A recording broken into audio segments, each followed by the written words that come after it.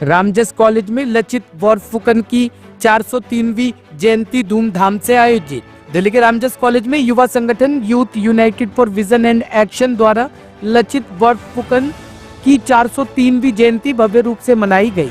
ये महान अहोम सेनापति, जिनके नेतृत्व में 1671 में साराई घाट युद्ध में मुगल सेना को पराजित किया गया था, असम और पूरे भारत के लिए एक प्रेरणा स्रोत है। कार्यक्रम में राष्ट्रीय स्वयंसेवक संघ के मुकुल कानीटकर ने लचित बोरफुकन को पूरे भारत के वीर योद्धा के रूप में याद किया। उन्होंने बताया कि नेशनल डिफेंस एकेडमी में सर्वश्रेष्ठ कैडेट को दिया जाने वाला स्वर्ण पदक उनके नाम पर है। पूर्व सचिव मदन प्रसाद बेजबरुआ ने उनके प्रसिद्ध कथन "मेरे चाचा मेरे देश से बड़े नहीं हैं" को देशभक्ति की मिसाल बताया। वक्ताओं ने कहा कि आज का संघर्ष सिर्फ सीमाओं के लिए नहीं बल्कि विचारधारा और संस्कृति के लिए है, जिसमें लचित बोरफुकन जैसे साहस युवा पीढ़ी में होना आवश्यक है। इस आयोजन ने युवाओं में देशभक्ति और नेतृत्व की भावना को जागृत किया। ये जयंती समारोह लचित बोरफुकन की वीरता और देशभक्ति का स्मरण कराता है, जो आने वाली पीढ़ियों के लिए प्रेरणा का स्रोत है। MP बेजबरुआ, मैं पहले भारत सरकार का पर्यटन विभाग का सचिव था, रिटायर किया हूँ। बहुत दिन हो गया रिटायर करना, लेकिन मैं आसाम से हूँ, नॉर्थ ईस्ट उत्तर पूर्वांचल से। और आसाम मेरा आसाम के लिए जो भी कर पाऊँगा, इसीलिए मैं सदा प्रस्तुत हूँ। फर्स्ट क्रिएटिव भारत से मैं यही बताऊँगा कि लचित बोरफुकन के बारे में बाहर में इतना जानकारी शायद नहीं था, अभी थोड़ा से हो रहा है। लचित का मेन मैसेज जो है वो है कि देश प्रेम और डेडिकेशन टू ड्यूटी। अपना काम में आपको पूरा सेक्रीफाइस कर दिया। उनका शरीर ठीक नहीं था, तभी उन्हें लीडरशिप दिया। वो लीडरशिप के कारण जो अहोम व आसामीज आर्मी डिफीट होने वाला था, वो आर्मी फिर से एक्साइटेड होके इंस्पायर होके मुगल को हराया। ऐसे हराया कि फिर से मुगल आसाम में आने के कुछ साहस इतना नहीं किया। तो इसीलिए उनका जो मैसेज है युवा शक्ति के लिए बहुत ही ज़रूरी है कि देश से अपना माता अंकल बड़ा नहीं है। सर, युवा संस्था लगातार ऐसे प्रयास कर रही है, अलग अलग विमर्श जैसे कार्यक्रम आयोजन कर ऐसे, तो उसके संस्था के लिए क्या करेंगे? ये तो बहुत ही आदरणीय है कि ये कर रहे हैं। ये काम एक दिन का काम नहीं है, ये अधूरा रह जाएगा, इसको चलाते नहीं रहते हैं। इसीलिए मैं उन लोगों को कम्प्लीमेंट करता हूँ और आशा करता हूँ कि वो सक्सेसफुल हो। नमस्ते क्रिएटिव भारत। को जदि जाब लागे शराइघाटলৈ लुइट पार डेका बंधु नाथाकिबा रৈ। इसका हिंदी में रूपांतर ऐसा होगा, अगर फिर से हमें सरायघाट जाना है, लोहित किनारे बसे हुए जो युवा है, आप हिचकिचाना मत। लेकिन इस बार मैं बोलता हूँ कि सिर्फ लोहित किनारे के युवा नहीं, जैसे आपने पूरे भारत की युवा और आज की युवा जिसने इसकी तैयारी की, हम सब चलेंगे nation fast, India fast. Lachit Borphukan ने उस समय नेशन फास्ट की पॉलिसी अपनाया था और उनका एक बहुत फेमस कोट है जो एसएमएस में है, देखोत कोई मुमाय डांगर नहय। देश से बड़ा कोई सगा भी नहीं है, मामा भी नहीं है। मैं देवजीत बोरकाकोटी, मैं पेशे से यहाँ पे अधिवक्ता हूँ और यहाँ पे नॉर्थ ईस्ट को लेके दो अपना गतिविधि चलता है, एक नॉर्थ ईस्ट संस्था और पूर्वोत्तर आयाम, दोनों का मैं कार्य करता हूँ। देखिए, जिस समय मुगलों ने करीबन पूरे भारत को कब्जा कर लिया था, उस समय कुछ ऐसे कॉर्नर्स भारत के थे जहाँ पे वो लोग नहीं जीत पाए थे। उसमें से एक था असम प्रदेश, और वहाँ पे सबसे बड़ी जो विजय हासिल की थी वो महावीर लचित बोरफुकन के नेतृत्व में हुआ था। तो ये एक्चुअली एक बहुत बड़ा मिसाल है भारत के लिए। बहुतों को इसके बारे में पता होगा और बहुतों को नहीं पता होगा। तो प्रयास ये है कि इनको जो कहते हैं ना पूरे नेशनल स्टेज पे लाना चाहिए। जैसे छत्रपति शिवाजी, वैसे ही लचित बोरफुकन भी उसी ओहदे की 1671 में जो है वो 18th वाला लड़ाई हुआ था। इससे पहले 17 लड़ाई ऐसा हुआ था जिसमें मुगलों ने हार मिला था, दे वर डिफीटेड। तो एक्चुअली बहुतों को सिर्फ ये लगता है कि बस एक ही लड़ाई हुआ था, ऐसा नहीं, 18 बार हुआ था लड़ाई और हर एक बार उनको हारना पड़ा था। तो क्यों ये महत्वपूर्ण है हमारे सबके लिए, इसका मैं बताता हूँ आपको। एक तो उनका स्ट्रेटेजिक थिंकिंग।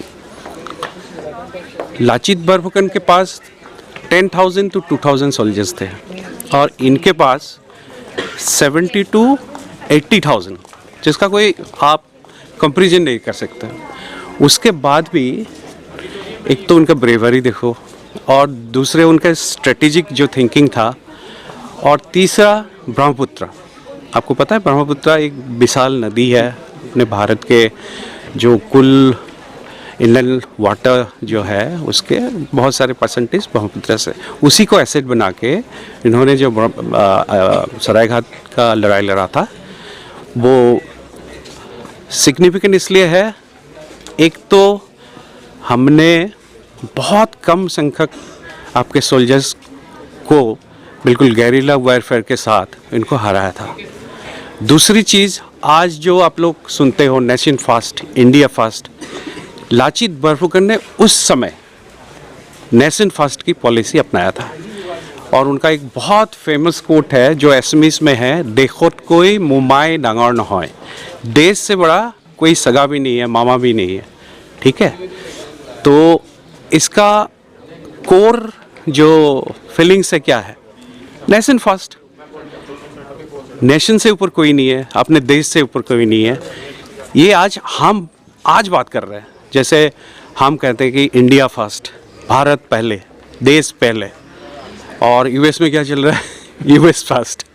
तो उसके जो शुरुआत लाचित बरफुकन ने इतने सेंचुरी पहले किया था। सर 2047 की जब परिकल्पना हम करते हैं विकसित भारत की, उसमें इस बलिदान को किस तरह देखा जाएगा?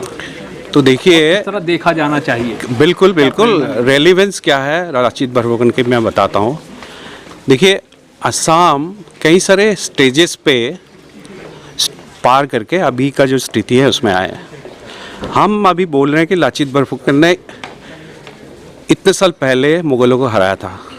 उसके बाद क्या हुआ, जब हिंदुस्तान आज़ाद हुए हैं उसके बाद एक पॉलिटिकल एंटिटी आए, रूल किया।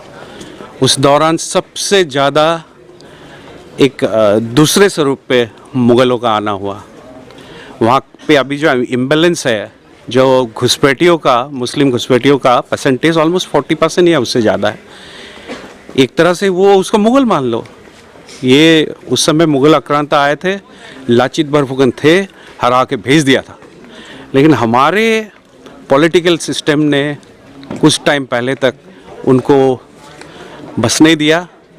और आज भी जो है ये सरायघाट ख़त्म नहीं हुआ, सरायघाट अभी भी कंटिन्यू है और हमें इसके लिए तैयार होना है। बिल्कुल सर, जिससे आप तैयारी की बात कर रहे हैं, आज के संदर्भ में उस बलिदान को, अब आधुनिकता की बात हो रही है, सोशल मीडिया है, युवा हैं, तो किस तरह से इस बलिदान को जीवंत आज के समय में रखना जरूरी है और किस प्रकार? मैं आपको वही बताया कि रिलेवेंस क्या है। आज जो हम नेशन फर्स्ट की बात कर रहे हैं, लाचित बरफुकन ने उस समय करके दिखाया। सो आप लोगों को समझाने का ज़रूरत है। हमारे बीच एक एग्जाम्पल है जो पूर्वोत्तर से आता है, और हमारे सरायघाट का रन अभी ख़त्म नहीं हुआ, अभी भी है। हमारे अंदर मुग़लों का जो थोड़ा सा